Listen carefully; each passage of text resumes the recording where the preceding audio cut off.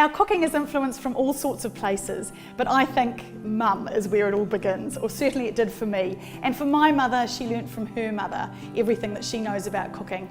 And I just think it's a wonderful place to look to if you're looking for some inspiration and some tips and tricks.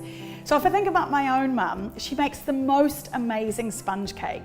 And I used to try and emulate it. I would use loads of different recipes, but none of them seemed to work as well as her particular recipe. So in the end, I said to Mum, can you show me how to make your beautiful, beautiful sponge cake? And I was really surprised because her cake starts off with a sugar syrup, which was really interesting. And she also cooks it in one tin, as opposed to a lot of recipes look at pouring the batter into 2 different tins. But Mum, no, she had this old recipe that she always used, and I've used it since, and it just produces the most beautiful sponge cake. So I'm putting this together easily and simply.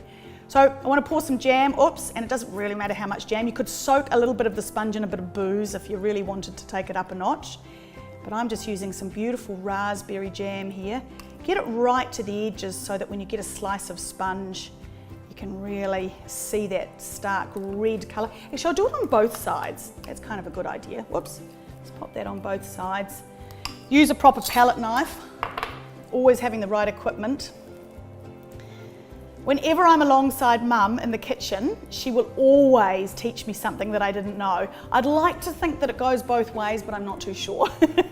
But she'll always have a little tip or a little trick, how to line the tin, or, for example, with the sponge cake, there I was lining the bottom of the tin as well as greasing the sides. And she's like, darling, you never ever grease the sides of a sponge cake. And I was like, really?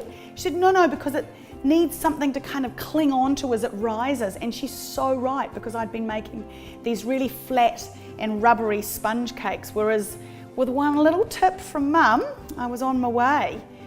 I don't think you can ever have too much whipped cream on a sponge, can you? So we'll just throw that on there. Make sure it overlaps a little bit on the sides, and then just pull that back over. And the idea is to put it back the same way that you took it off, if you know what I mean, because if you've cut it on a slant, it'll still go back all in its perfectly good shape. So throw that back on. That looks great. And now what I'm going to do is just gently lift it up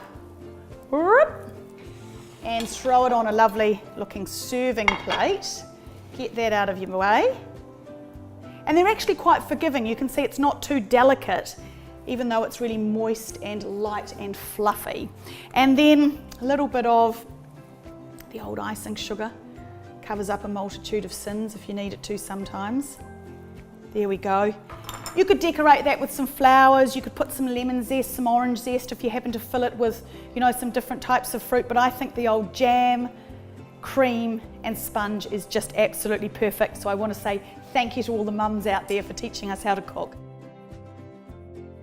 I think it's also incredible what mothers do in terms of putting dinner on the table almost every night of the week. And although it's not always mothers that are doing this, I think it still falls mostly to the woman of the house. And when I think about the effortless way my own mother did it for 5 daughters and a husband, and she did that every night and always produced these amazing home-cooked meals. And I always think about that in terms of people's endeavours to do that and do that for their families now. And when I'm creating recipes for New Zealand Women's Weekly or for Food to Love, whatever it is, I want the recipes to be easy, I want them to be quite fast, and I want them to have a high chance of succeeding for even your most basic cook, so that we can all feel really good about what we're doing in the kitchen and not nervous and scared about our own cooking.